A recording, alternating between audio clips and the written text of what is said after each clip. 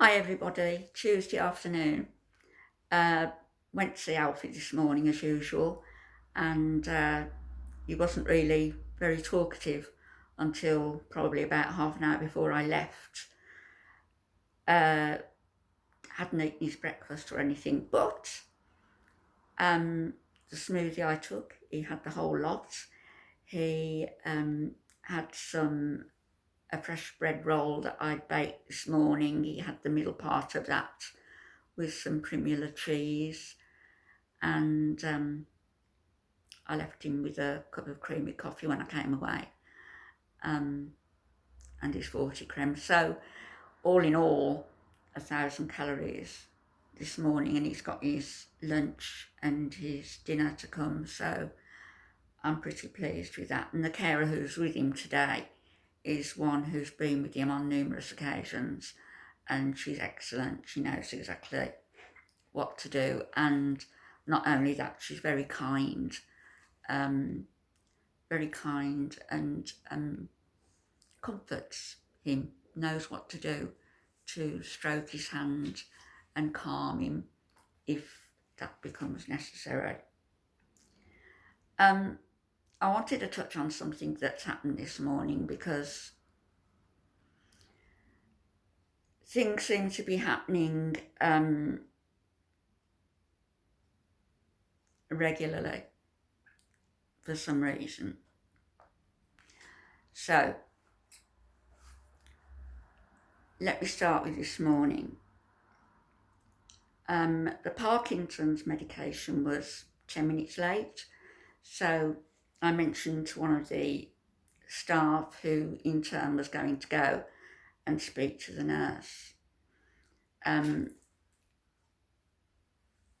nurse came with the medication, not a nurse I've had anything to do with before, except on one occasion I said hello, and that was about it. She came in with Alfie's medication in a little plastic cup. It's a soluble medication, but Alfie usually has it on his tongue and it dissolves that way. But anyway, she dissolved it in this cup, gave it to him, and I could see that there was quite a bit of residue.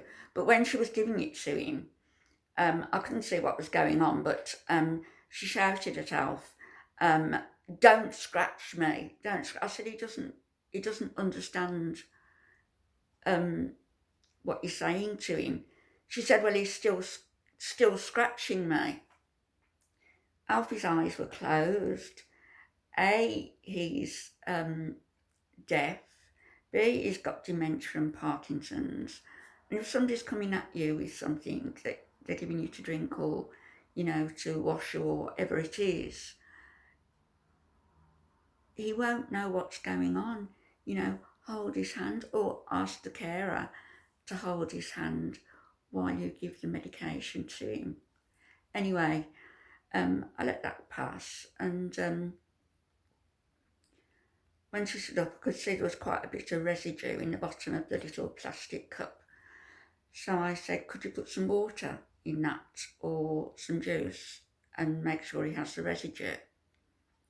And she said, he's had the medication." I said, "Just look." I said, "Can I just see?" "No, you're not looking at it." And she held it up in the air. "No, you're not looking at it. I'm not giving this to you." I said, "I don't want it. I just want you to put some water in so he can have the residue."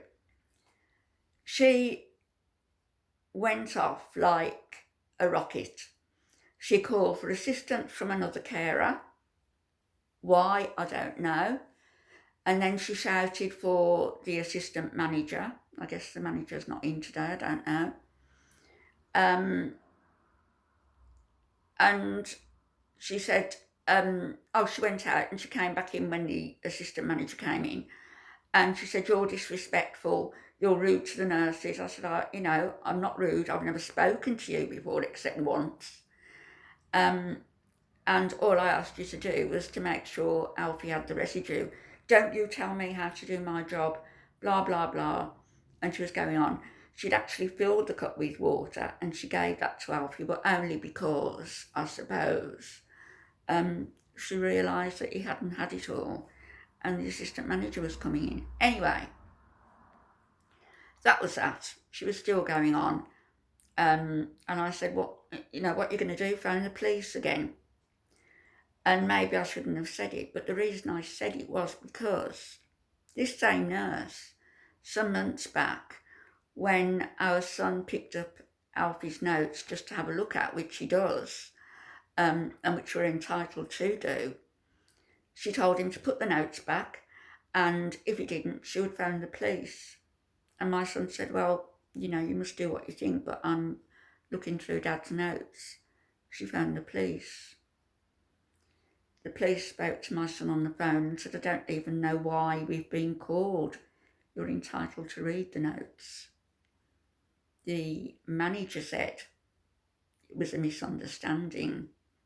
Well, there we go. Another misunderstanding today with the same nurse. Now, Alfie was shouted at for scratching her, or, she's quite sturdy. Alfie's not going to damage her. And B, his medication was late, and C, he didn't have all the medication until I mentioned it. And of course, they closed ranks, as everybody does, and the assistant manager said, he'd had most of it, it was only a bit in the bottom. Well, that bit matters as far as I'm concerned, and also the timing matters. Parkinson's say, on time, every time, or as near damn it. I know it can't be. Sometimes there are emergencies, but nevertheless. It's residents who pay the price when we have nurses or carers, staff, who have a God complex or a chip on their shoulder, or maybe just a massive ego that constantly needs stroking, and they can't be challenged in any way, shape or form. They can be a stickler for rules as they perceive those rules to be. And we all know, don't we, that sometimes rules, you have to adapt. But I just felt that this morning was way over the top, for the simple reason I asked for the residue, some water to be put in this little cup, way over the top. And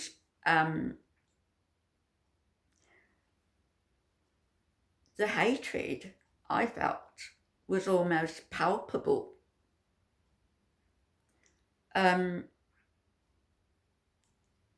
All I want, and all anybody should want who's working there,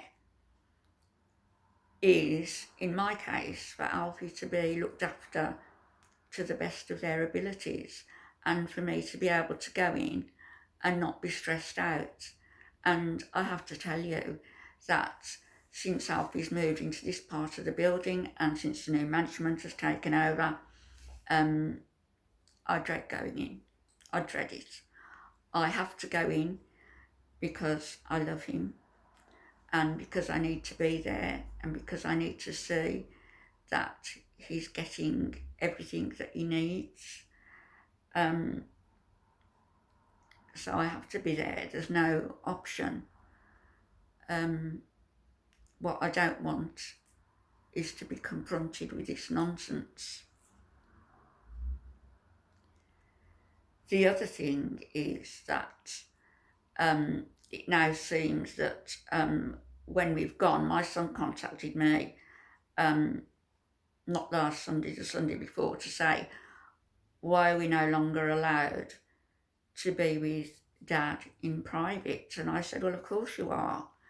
The one-to-one carer does have to stay within shouting distance, but you can spend time with your dad alone. But apparently what's happening now, and what's happened with me the other day, is that the carer goes out to give us some privacy, and the nurse will send the carer back in to say she has to be in the room at all times, even though on Saturday I was there with my eldest son and my granddaughter. What do they think we're going to do? Now, I've got no problem, to be frank, about somebody being in the room whilst I'm in there with Alfie. I don't. And if I want to lie on the bed and snuggle him, I will. It's not going to prevent me. But I don't want my kids to feel that they can't have time privately with their dad. I don't know what's going on. I don't know why all these rules and regulations. I don't know why the attitude with the nurses. I don't know why the aggression towards me and also towards my son and his partner when the police were called. I don't know why. I'd be interested if anybody has come across this before, for you to, I don't know, give me your take on it maybe. Oh, and the other thing I will say is that I was reported to safeguarding.